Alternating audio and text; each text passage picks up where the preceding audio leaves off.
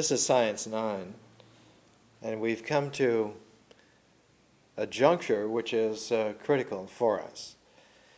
If you're not going to go on with the education, then you need to initial now a vector out of the ecology of the education. The way to do that is to begin preparing to take yourself into a personal reconnoitering outside of the structure of the education. And so I've provided that in our outline. It's the section called Religion. It's called Religion not because you get religion, but because religio means to bind, and religion is the certainty of having bound oneself to a particular understanding. Traditionally it's called a belief, but I think an understanding is a more advised word here.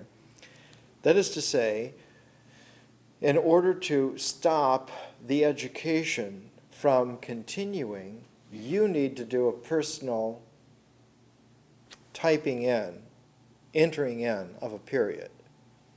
And the way to do this is for you to commandeer a 9th section for yourself, which will bring the education to a close.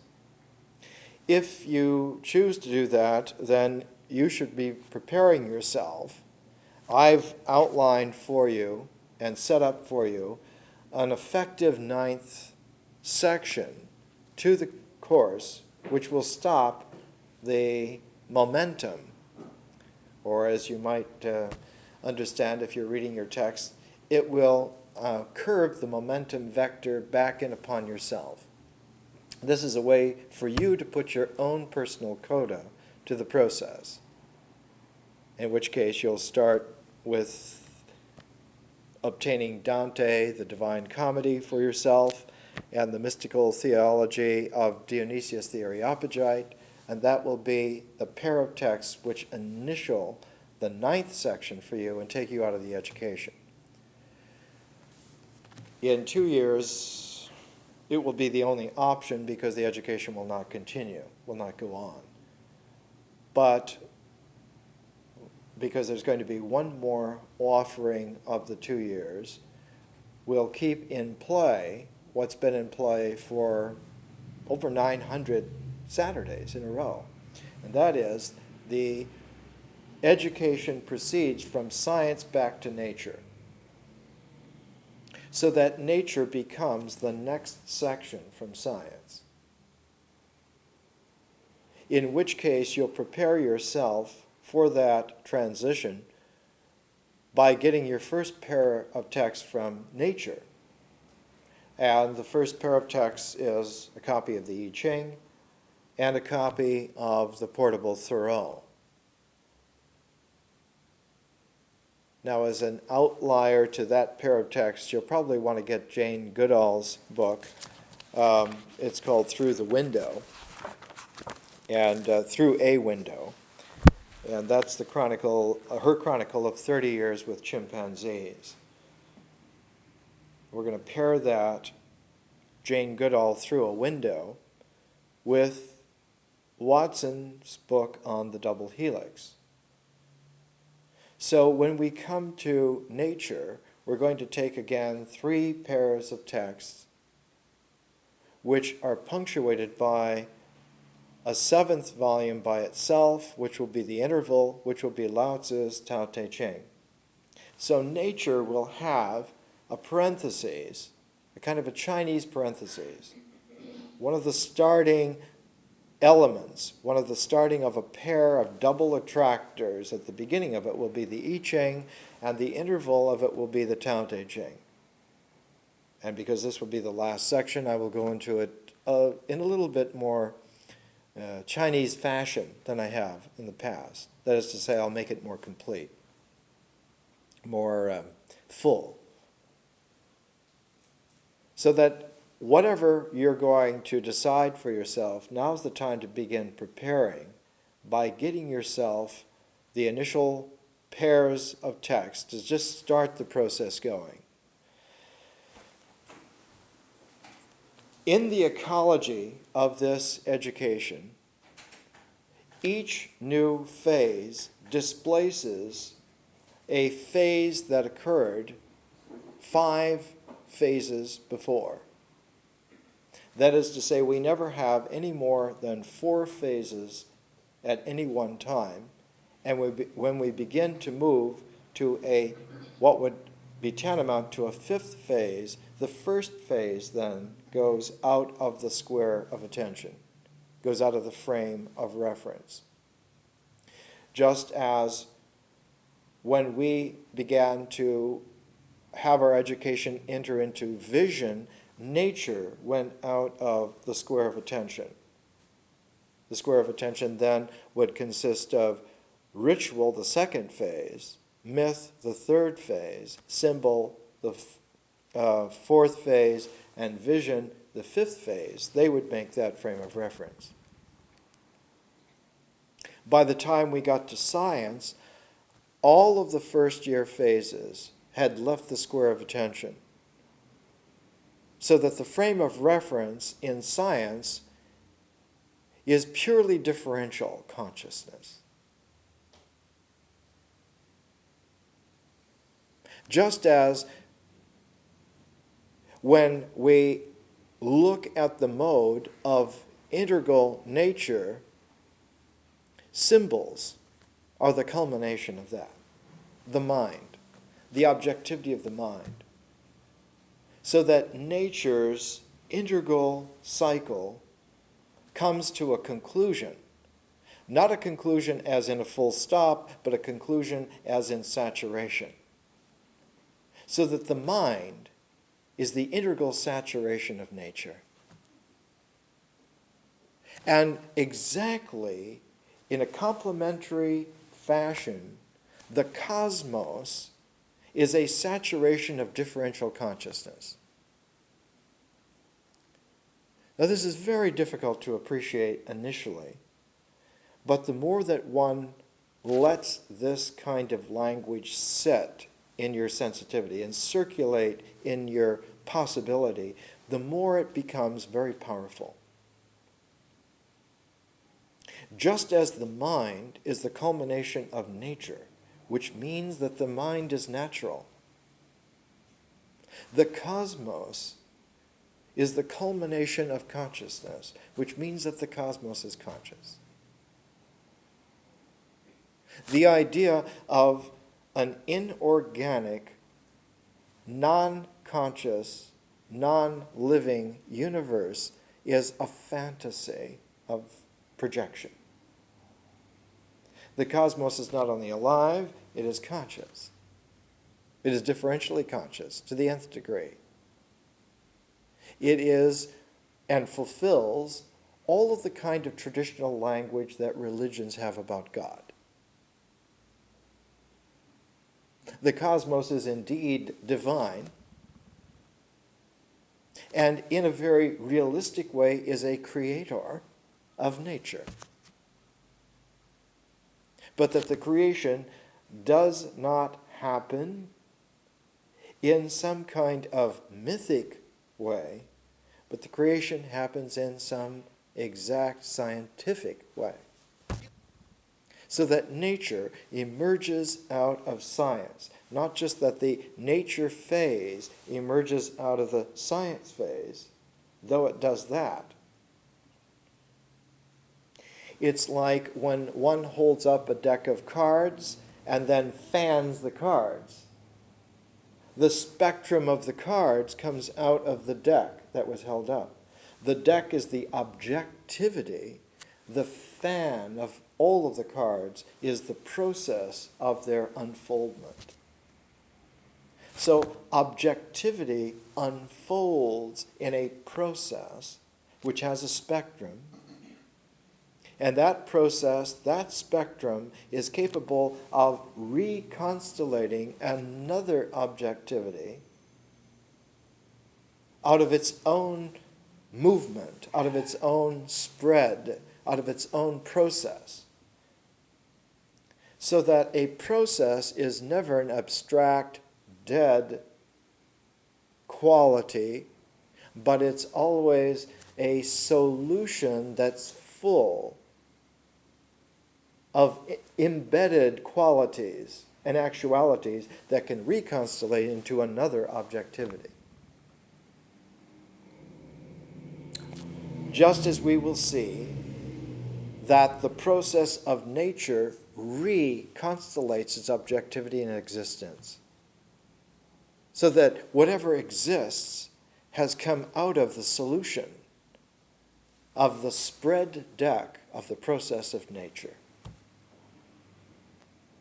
And when one understands that, one sees that existent objects like quarks or atoms or molecules or cells or organisms, that they share this common denominator, but that the common denominator is not an objectivity, but a process. So that the ratio of the real is always an objectivity and a process together. And that each phase of the ratio of the real, the objectivity and the process elements, do-si-do. At one time, the common denominator will be a process, at another, it will be an objectivity, and back and forth. So that when one looks to see a ratio of the real, one is always dealing with a pair, on the most fundamental level, with a pair of actualities. One element of the pair will be a process, the other element of the pair will be an objectivity. And that this ratio, this pair, the ratio of the real, in the pair of the phases, has this in such a deep impress that this impress calls forth in a fundamental reciprocality, calls forth another pair that is mirror-like itself. So that whenever one has a pair that exemplifies the ratio of the real, a second pair, which equally exemplifies the ratio of the real, comes into play, and that you literally have a pair of pairs, always, which is the square of attention, which is the frame of reference, which is the total ecology. And it can be expressed in a number of ways. It can be expressed 1, 2, 3, 4. It can be expressed as 2 squared. You can express it 1, 2, 3, 4. You can express it 1, ... 4. There are a number of ways that you can express it. But always those expressions do not countenance a simplistic cardinal unity, but always deal with a ratio. There's always a proportion. So that the true way of calibrating is through a musical ratio rather than counting on fingers. The ratio is always something which one takes as the fundamental calibration. 1 to 2, 2 to 3, 3 to 4, 0 to 1. One can go in any of these ratios and they always hold. They are always truthful. Whereas if you do a cardinal counting as your basic principle of reality, you delude yourself in a reductive way and see only in terms of projected fantasy. This is a fundamental, absolute fundamental.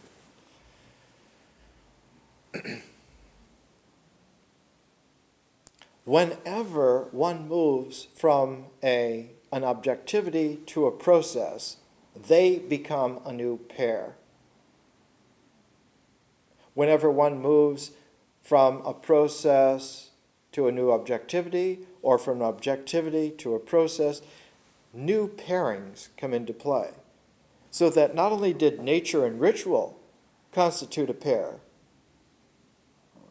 but when myth came into play as the third phase, as another process, it was possible to see ritual and myth as a pair.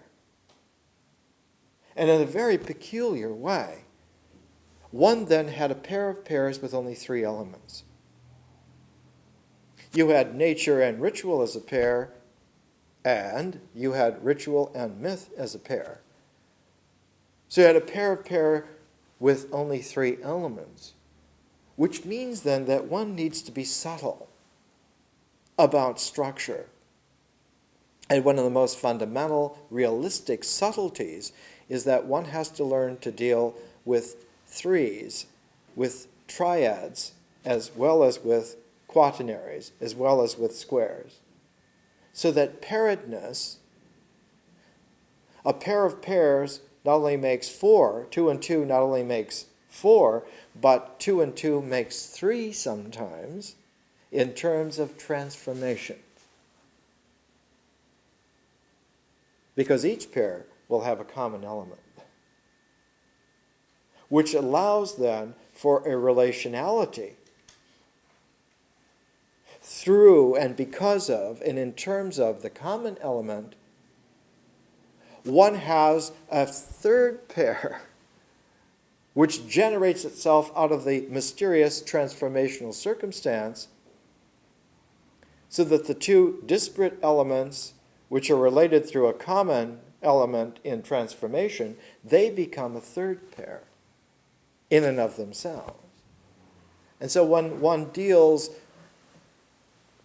alchemically, and not just chemically, when one deals alchemically, pairs of pairs in transformation generate a third pair, a transformational pair, that one could call it.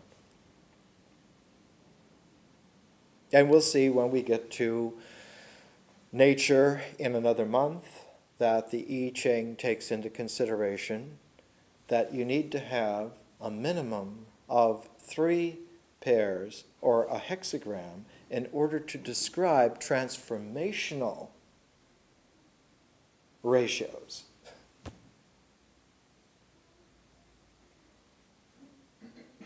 Let's come back to where we are. We have plenty of time for that. Let's come back to this.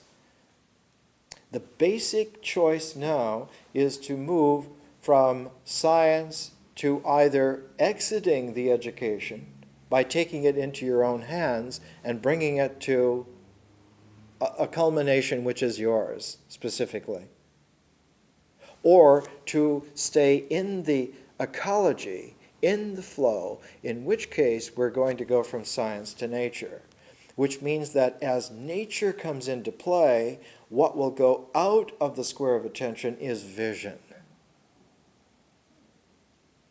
So that in a very peculiar way, when one again adds nature to the mix of the square of attention, vision and visionary process goes out of the picture, or to put it in another way, one no longer sees consciously into mystery, but mystery just simply occurs again. Just as when vision came into play, nature went out of the square of attention. When nature comes back into play, vision goes out. And so one has this kind of great diagonal that's possible now to understand, that vision and nature are never in the same frame of reference. They do not occur in the same frame of reference. They do occur, most certainly, in the same ecology of the real. There's no doubt of that. But they never proportion themselves in the same ratio. So they depend upon each other to keep up each other's end of the deal And in no way do they check on each other. And yet, the whole thing works only because they can trust each other. But a similar situation occurs when one rotates this diagonal through all of the 8 phases of the education. When art comes into play, ritual goes out of play. Art and ritual can never take part in the same frame of reference. Any artist knows that. If you're just doing it in a rote way, you're never going to have art. This is not to say that rote ways are not important. Rote ways are essential to existence. They wouldn't be objective without it.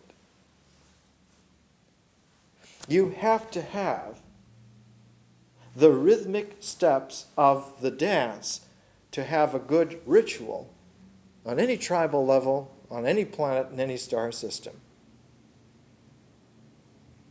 But in that tribal dance, you will never have a Fred Astaire. Fred Astaire exists because he can transcend the tribal dance of tradition and do some high stepping. So that when art comes into play, ritual goes out of the square of attention. And in a very similar way, when history comes into play, myth must go out of the square of attention. Which means that a differential consciousness that understands historically must not understand mythically, must not mix them together, oil and water. So that when one runs across people who on purpose mix myth and history and say that, well, in order to have a really viable personal history, you have to find myths to live by, this is nonsense. It is a structural, neurotic outlook. If you follow that program through, you will come into a psychotic state. All with the best intentions. It happens. It happens billions of times. Part of the reason for an education like this is to comb through the tangles of stupidity so that one can come out and be actual in ways which register not only in the universe but in the cosmos.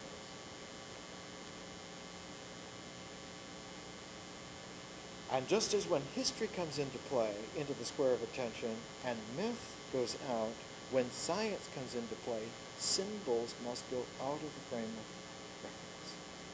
They have to go out of the square of attention. Which means, to the extent that the cosmos has objectivity, the mind must not have objectivity in the square of attention. The mind's objectivity is there, but it must pass out of the square of attention. It is simply put that when one becomes very conscious scientifically of the cosmos, you have no mind. You have a no mind participation. You have a Zen participation. The mind gives over its part in the square of attention to the objectivity of the cosmos. But the cosmos registers that objectivity. And the square of attention has the objectivity of the cosmos and the objectivity of the artist. So in a very realistic way, this education shows, it's like conclusive, it's like scientific. This is the mathematics of it. You cannot have a mind participating with the objectivity of the cosmos. The only objectivity that can participate with it is the objectivity of the personality of yourself as the artist of your life. that can participate with the cosmos. So it's important to see how these displacements operate. Let's take a little break. Let's come back and recap what the machines chewed up.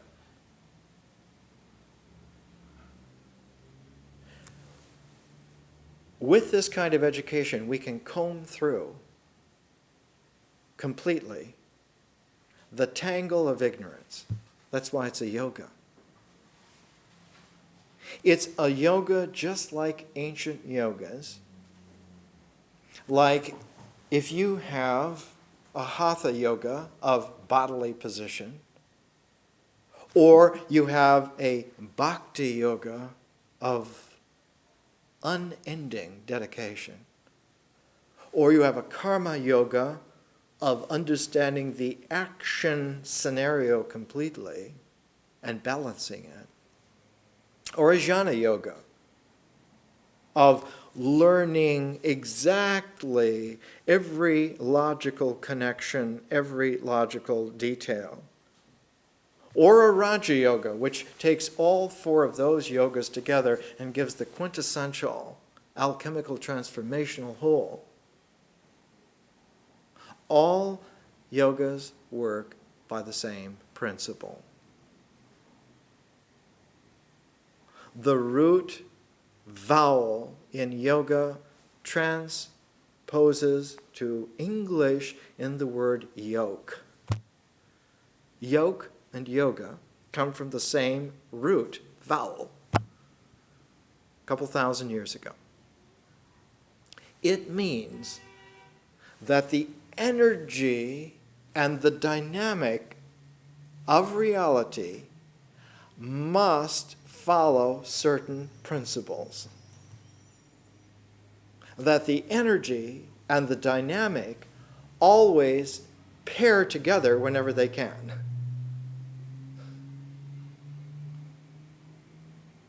They are not disjunctive twins, they are Siamese twins. They have to.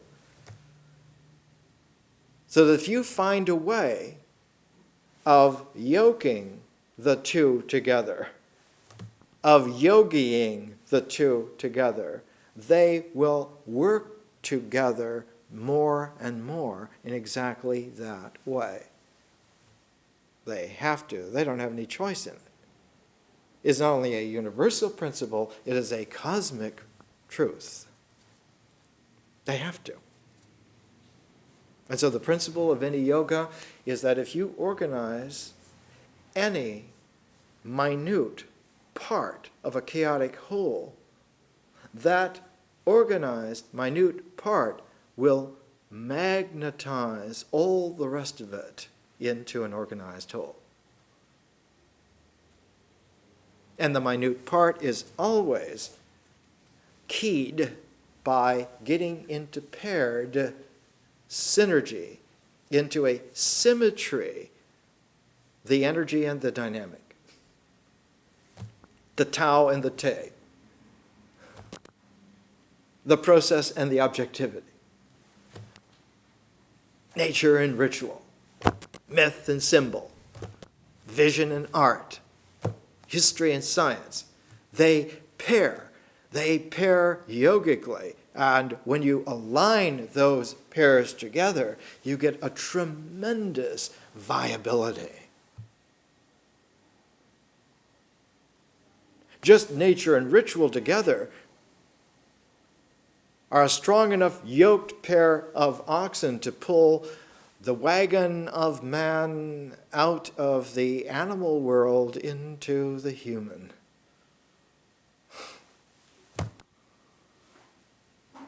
And when you add to them another pair of oxen, myth and symbol, and you get those two pairs, that pair of pairs lined up together, it's enough to pull one completely into the entirety of the integral mind.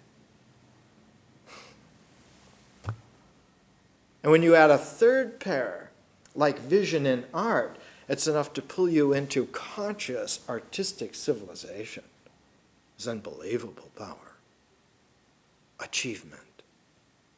And when you add the fourth pair of history and science, then your wagon's hitched to a star. You can go anywhere. You can do anything. All of heaven is open. So in these giant 7-league boots, 9-league boots, one can step out of an inorganic chaos into heaven itself. But that the steps are steps that have an accuracy, a delineation of actuality that you must make. And if you make those steps in that way, that will actually have occurred. It will actually not only happen, but will happen indelibly. That is to say, you're stepping out of the tangle of chaos into the combed ecology of an infinite heaven, registers in the reality of every particle, every wave that there is. That achievement registers. It's like a pressure wave that goes through a geomorphic mix, and when that geomorphic mix solidifies into rock, the pressure wave is there in the way in which the atoms of the minerals are formed. This is how one knows, when you get into the conscious scientific cosmos, that there have been spiritual fullnesses forever. Because you can see it in the way in which the minerals of the mix have gelled. Every proof that you ever want to have is there. There it is. You not only see it, but you understand it. But the understanding has to be transcendent to the frame of reference of consciousness itself. Because the frame of consciousness itself does not include the symbols, doesn't include the mind.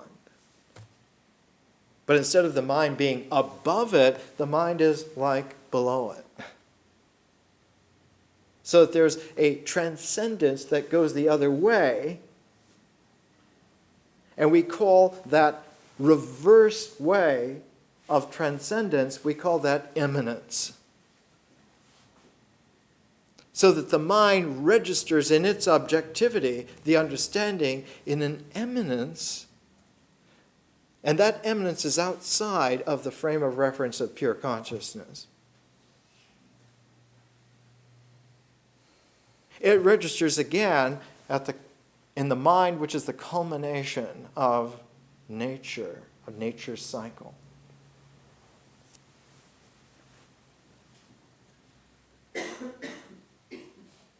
So that when one goes into science in such a powerful way that it has a fullness, it has a completion, it has a saturation,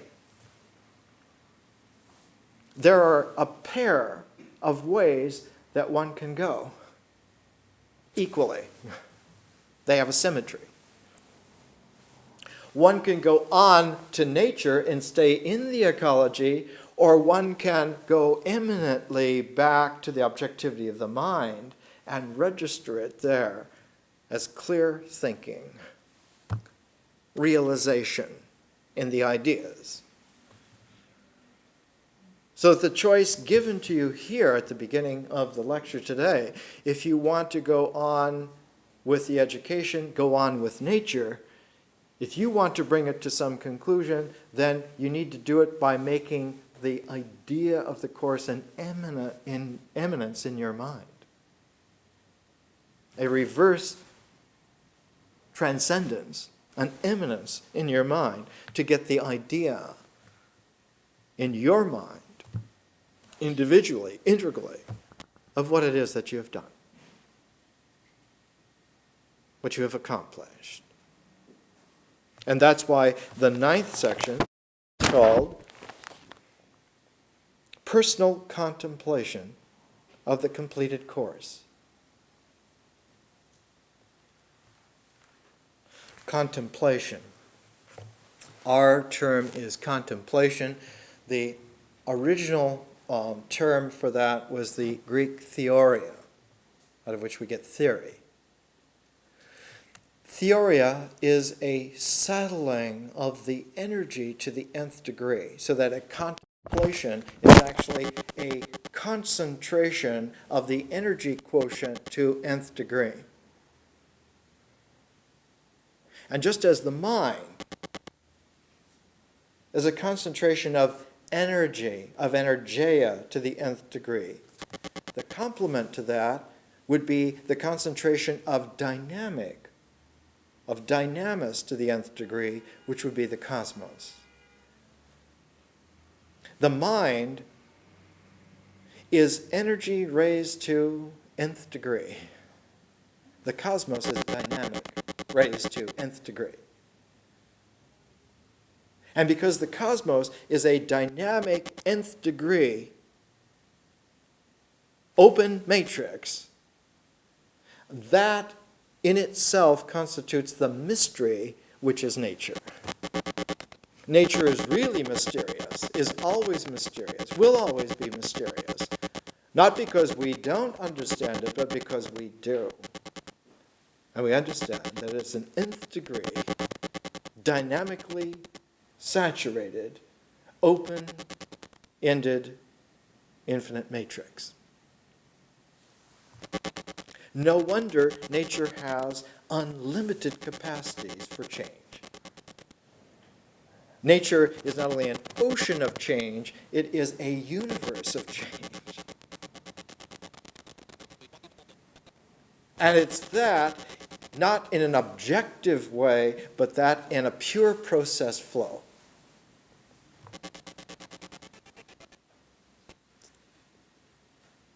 Let's take a break.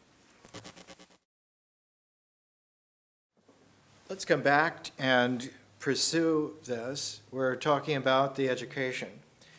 And we're talking about the way in which the education moves, that is to say, its momentum, or if you want to use a scientific term, its momentum vector has, at this particular juncture, Science 9, a pair of options. One is that you can exit the freeway and go to wherever you want to live, or you can stay on the freeway and continue to go where it's going to go.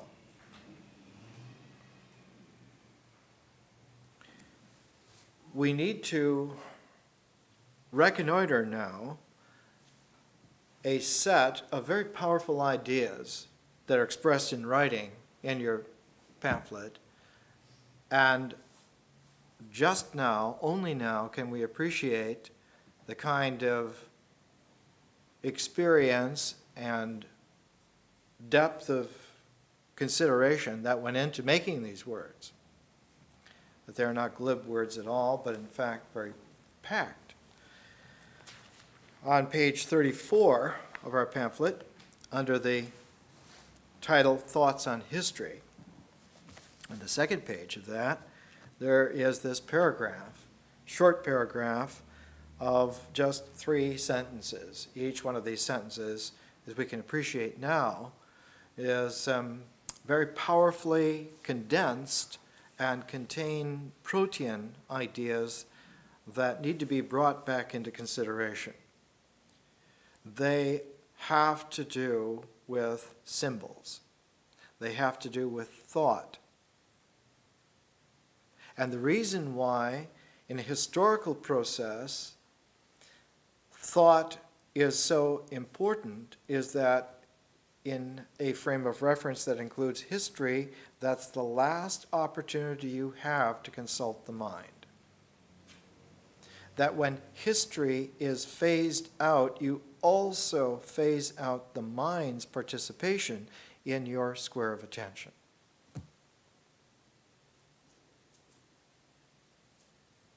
In popular language, this is why the end of history is so apocalyptic to the mind.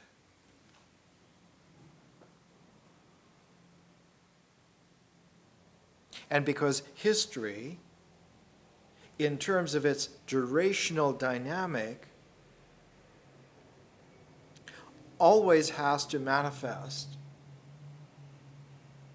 in terms of the movement from personal forms to cosmic forms. It means that the historical process always has an end where there are natural pacings to cosmic objectivity.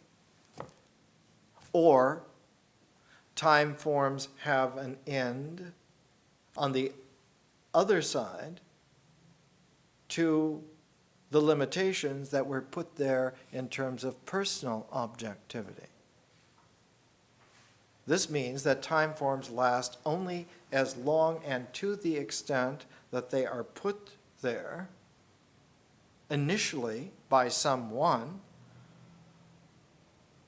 or as long and to the extent that they occur vis-a-vis cosmic objectivities.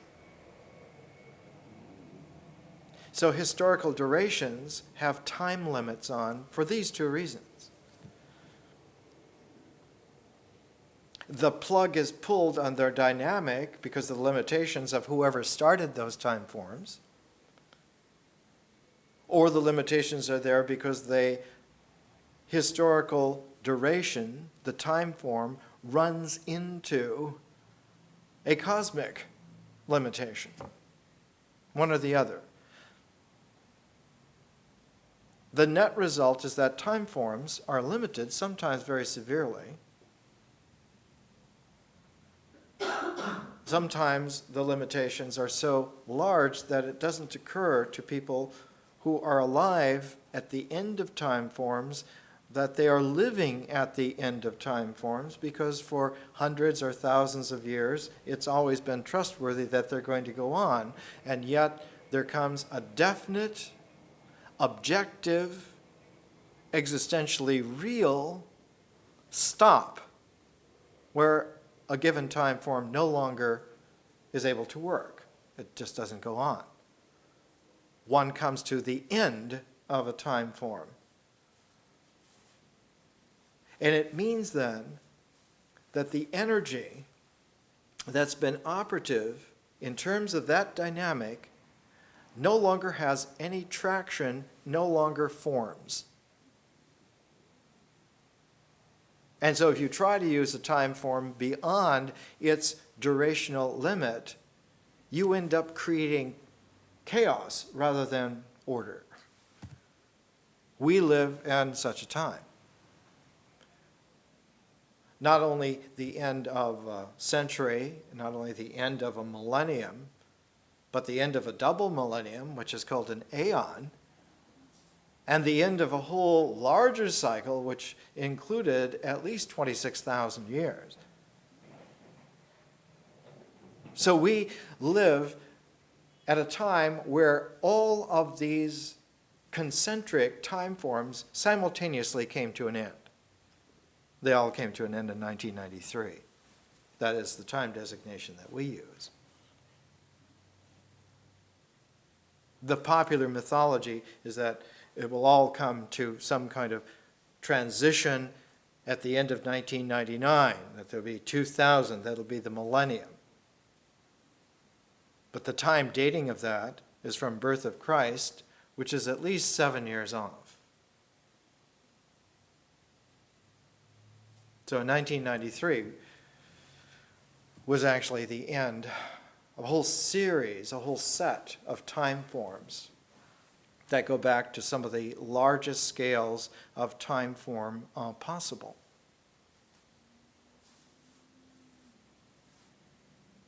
At the beginning of one of the largest of those time forms, that 26,000 year cycle, men and women were first discovering art in Paleolithic caves. In the midst of a sequence of ice ages, the third phase of which ended about 10,500 years ago. So we happen to have lives that overlap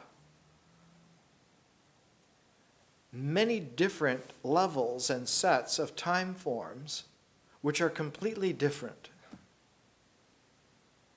We're living in a situation where there is not only a new time form like a new year, or a new time form like a new decade, or like a new century, or like a new millennium, but even a new aeon, and even a new, we don't even have a name. They call it a Platonic cycle, Plato's great year cycle of 26,000 years. But the difficulty with new time forms is that while they remain integral in nature and have time as a courtesy dimension of integral happening, that is to say, time as a concomitant of space, happens naturally. Any conscious life has to have a conscious dimension added to the time-space.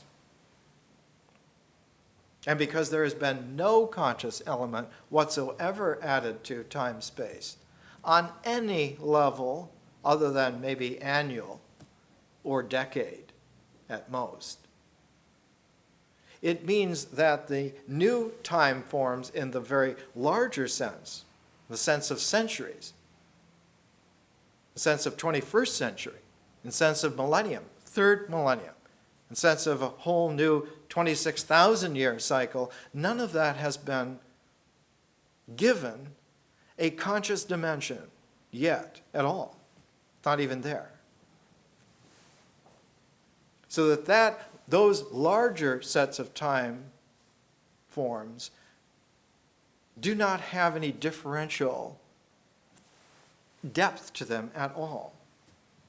And so someone trying to live differentially on those scales finds chaotic blankness because no one has put that there. It needs to be put there.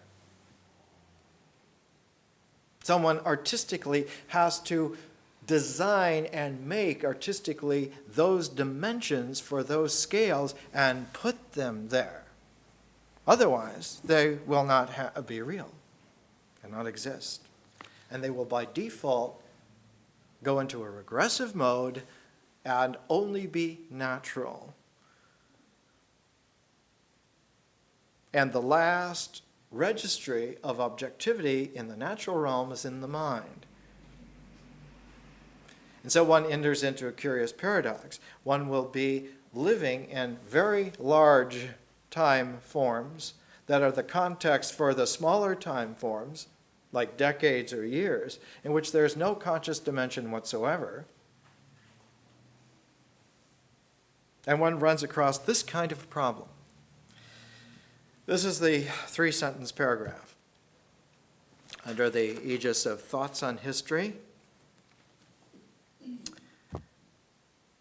We're talking about distinct correlations that thought orders have a structure by correlation. The correlations are in terms of symbolic integration rather than natural reference. And we'll talk about this again when we come to our education cycle again, about how on the ritual objectivity, the objectivity registers in referentiality, so that ritual comportments, the way protons behave, the way electrons behave, the way in which tribal values behave, on all of these levels, the effective registering is in terms of referring back to nature, natural reference. And what refers back to reference on mythic level are that the images, the mythic images, have a correlation with natural things, which we've learned are not static at all, but are elements in a change soup.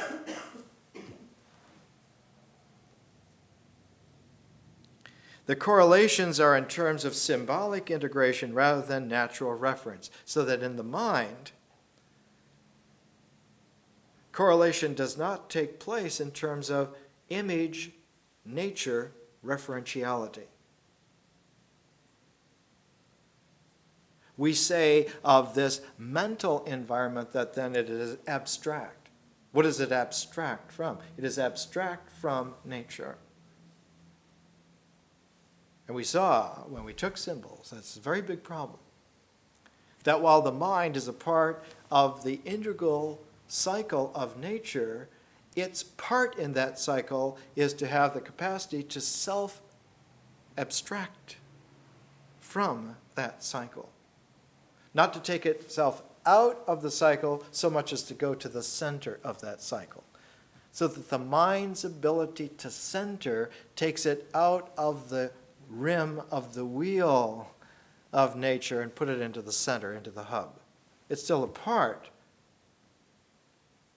of the cycle of nature, but now it's at the hub and not on the rim.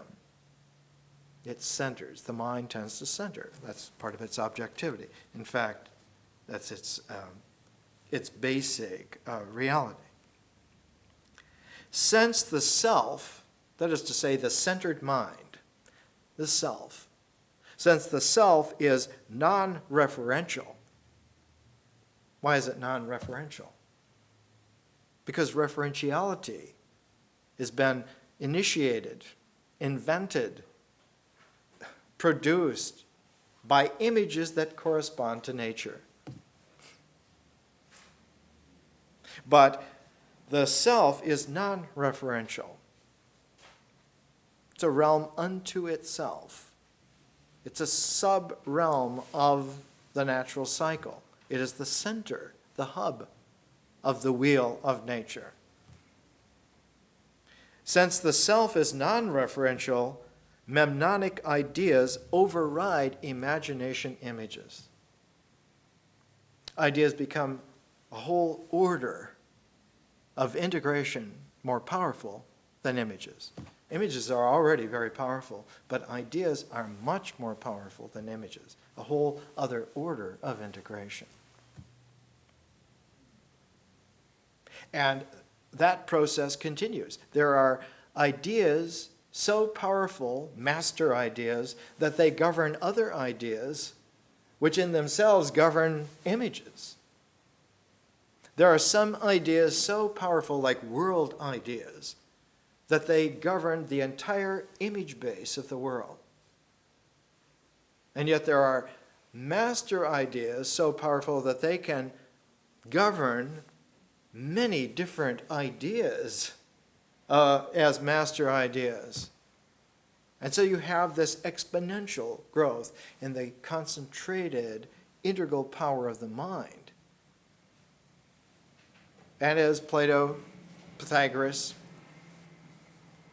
Plotinus showed in the development of Western philosophy at its classical beginning, this dialogue, this process of refining pro and con does not go on indefinitely, but has a definite series of steps after which, when one completes all of those steps, one arrives at a place of singularity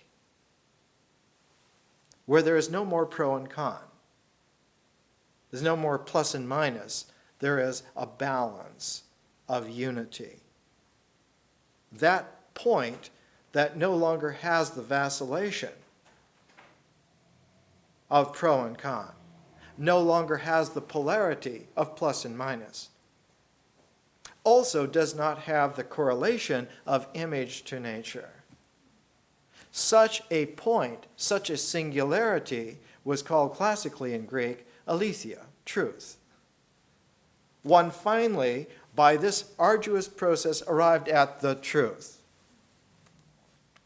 The truth is a point that no longer polarizes. It can no longer be fractionated into pairedness, but has as a quality of its objectivity unalloyed actuality in its singularity. This powerful idea of ideas was called in Plato the good. It's good because everything gains its order, its understandability from that. It was also called the one because it is a singularity. It has no subunits which splinter off. It has no variations that one has to keep track of. It is the one, the good. And that this is reached at after one goes through 7 stages of pro and con, 7 layers, 7 steps, that the polarizing process, after running through 7 levels, refines itself into singularity, provided that one can follow any polarized issue. It doesn't matter whether you take pro or con. Both paths lead to the same truth. As long as the methodology holds its calipered pairedness unwaveringly, either side will find the truth. So the whole process of love of wisdom, of philosophy, was to follow this calipered method all the way through to the singularity, to the point that no longer has a this or that, a pro or a con, but is exactly and only what it is. This point of truth, this singularity, in late 20th century physics is called a black hole. The same kind of language, the same kind of philosophy applies to this. It has the same, but it does not apply in terms of the mind, it applies in terms of the cosmos, the objectivity of the cosmos. So that the deep self-center has a complement in the cosmos having black hole. Black hole singularities. So that one of our texts that we use here in Science 9 is called Black Holes and Time Warps by Kip Thorne from over at Caltech. And paired, because we always keep the calipers, like Pythagoras or Plato or Plotinus used to keep in their way, we keep the calipers of our methodology of having paired texts. And we've gone through that rationale many times. We use books because books were the way in which this culture, this civilization, this mind was formed. If it was formed using some other master vehicle, we would use that other master vehicle. But this mind, this language, this civilization, this culture were formed on the bones that are books and the way books are used. That's why we use it. We're being realistic. You can't use pills. You can't use computers. You can't use fantasies. You can't use drums. None of those vehicles are the vehicles that made this language, that made this mind, that made this civilization, that made this culture. So in order to be realistic and get some traction to be able to do something, you have to use what was used to make these vast vehicles. And books are what was used the last 2,000 years. Yes, it probably will be different in the next 2,000 years. Fine. But that has to be established yet, and that's for people to get used to find ways of dealing with, to go through the rituals, the myths, the symbols, the visions, the art in those terms. What we actually have to work with is where we were plopped down by our birth. We're using this language that was refined through this kind of vehicle. And that's why we're using it. We're using minds that are actually structured by this way. The very arrangement of the cerebral cortex physiologically is in terms of the language usage. The center of Japanese in the brain is much lower down than the center of Spanish. If you speak Spanish language, your language center in terms of the brain's neuronal focus is in a different location from Japanese, and Chinese different from that, and Hungarian different from that, Swahili different from that. One has to face the fact. It's a brutal fact. It's brutal because anything other than this truthful comportment in reality leads to compensation by fantasy. Because it won't have an actuality, one has to make up for the difference. And it's the making up for the difference that is the neurotic. The neurotic glue tries valiantly to make up for the difference in actuality. And there's so little actuality in normal life today that it's like 99.9% fantasy. Now, the threshold for psychosis in a neurosal situation approaches like half.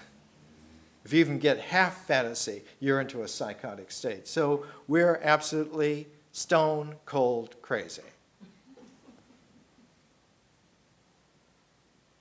Why is it so difficult to live? Because it's impossible under these conditions to live. It's not possible at all. Whereas the good news is that all of those conditions can be changed and can be changed instantly. You don't have to wait for next millennium.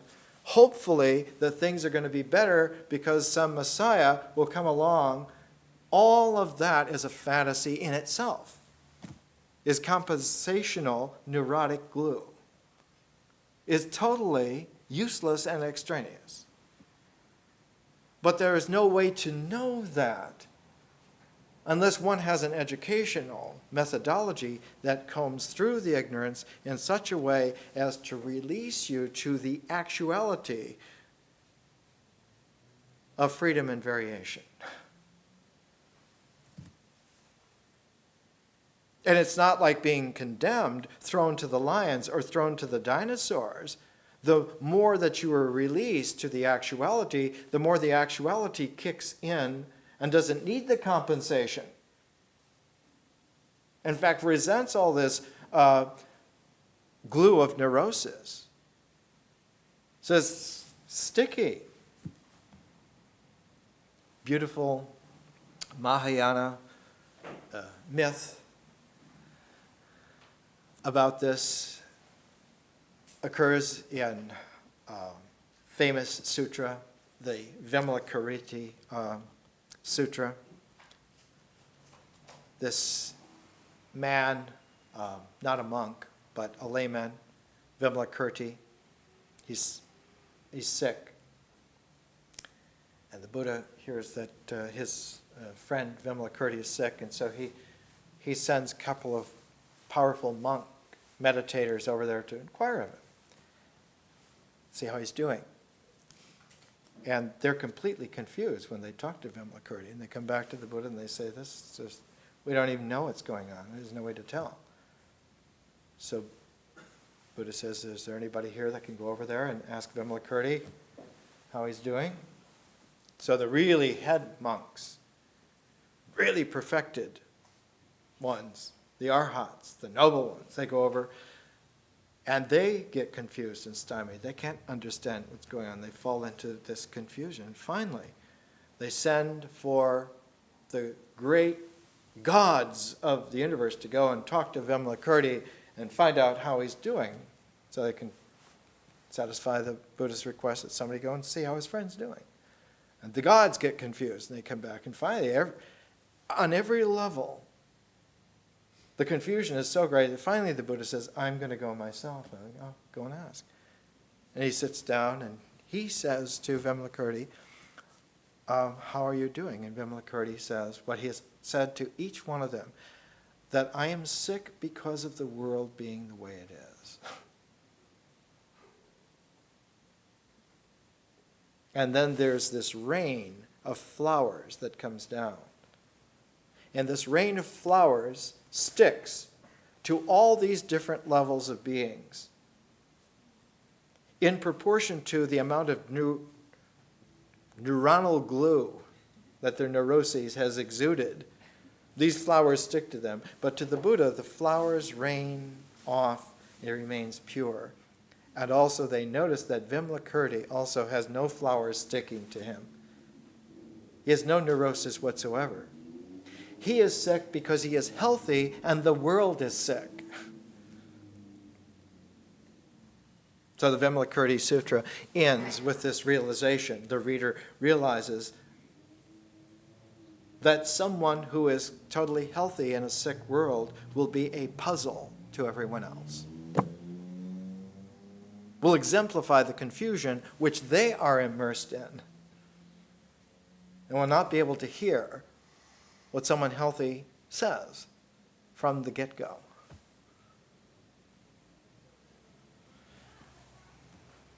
Let's come back to our paragraph. We're talking about the mind and the way in which the mind's structure itself abstracts its integration from the way in which integration happens in nature, in ritual, and myth. That the whole tandem of nature, ritual, and myth is that there's a correlation of mythic images with natural occurrences. If one is using the image of eagle wings in your ritual, it's because there are eagles in nature that can fly really high with those wings. So in the ritual, they're effective by helping that high-flying capacity be in that ritual, and the myths will reflect that that is indeed true, and so that this mythic process has that value from the correlation. But in the abstraction, in the mind, the associative link of the imagination does not hold. It's still there, but it's only there in the nature, ritual, myth tandem. It's not there in the mind, and so the mind has to learn to relate that referentiality of image and nature to a new structure, which is not an image structure, but is an ideational structure, so that an idea has a totally different structure. When you do a cross-section of an idea, it has a structure that's not like images. Images belong like to the flesh, ideas belong like to the bones. So that if someone is using a very powerful, symbolic mind to understand the imagery of death, one might use ancient 10,000-year-old symbol where one takes the bone of the skeleton, which is usually inside the flesh, and will turn the body inside out and wear the bones on the outside, as a symbol that life continues even though the physical form is turned inside out. Means that the mind is still alive and well in the integral cycle, even though the body has been turned inside out by death. And so one finds shamanistic costumes from before the Ice Age where the bones are sewed onto the outside of the chewed skin to symbolize this and show this. And that shaman's costume with the skeleton, now an exoskeleton, shows that what was on the outside must be on the inside. What was on the outside of the body was the entirety of the universe, which means then that the entirety of the universe is what is now the structure of that body on the inside. And so one understands that ideas are much more powerful than images. And some ideas take an image base which has been around for who knows how long. How long were animals aware of bones and flesh? How many millions of years? And through the process of symbolic abstraction, is able then to give a symbolic idea which reorders the entire world. Not only of the images, but because the images are all correlated through actual existence to nature, by the symbol reordering the images in their existential correlation reorder nature. And Mother Nature, being completely fluid, takes that new order because she doesn't really have any preference, it turns out, as long as life is served, long as this process continues. She's like water. She's willing to take any shape of any vessel. But that the little cups that one makes with images are dwarfed by the vast oceans that symbols make. And it does no good for someone to say, but these are my favorite images. These cups are I made these cups. And to stand there like an arrogant brat before the ocean and say, my cup is better than you. What nonsense. But even on that scale, the mind, in its own way, is a cup, more paltry and more arrogant, held by a brat much more derisively, snaringly, corrosive. Someone who says, my mind in face of the cosmos. It's my mind. I've reordered everyone's cup, and I should have a right to reorder the cosmos. This is the arrogance of the corrupt, evil king. This is the self, the deep self, the soul that has sinned. The correlations, coming back, the correlations are in terms of symbolic integration rather than natural reference. Since the self is non-referential, memnonic ideas override imagination images. That is to say, in the mind, in the symbols, there's a threshold beyond which imagination is not the preferred mode, but memory is the preferred mode. Memory because it reorders. The working of memory is not just to mechanically peg it into little pigeonholes, but memory is a tremendous reshaping process that reshapes the image base, which correlates to nature. And as man remembers differently, so nature takes a different shape. Even so. Now we're only an inch away from really powerful religious talk. This education seems, because there are so few people, because it's so anonymous and hidden, oh well, it must be some kind of sideshow, is it? what kind of a language can move with such easy facility in all the realms that there are, and be only an inch away at any time from saying some really powerful, realizable, we can't even call them ideas anymore, because on the differential level, differential forms are even much more complex than ideas could ever have hoped to be. That there are differential forms which the artistic or spiritual person master, which dwarf even the most super ideas of the mind. Unbelievable competence. The third sentence in the paragraph. Ideas powerfully shape images into symbolic expression. Ideas powerfully shape images into symbolic expression, which can now dominate natural configurations by conscious arrangements, though always through the symbolic patterns. So the symbols, which have that amulet function of preserving meaning, come to a certain threshold where they now have that talismanic function of being able to project new meaning. And there's all the difference that there is between protecting an old meaning and pouring out a new meaning.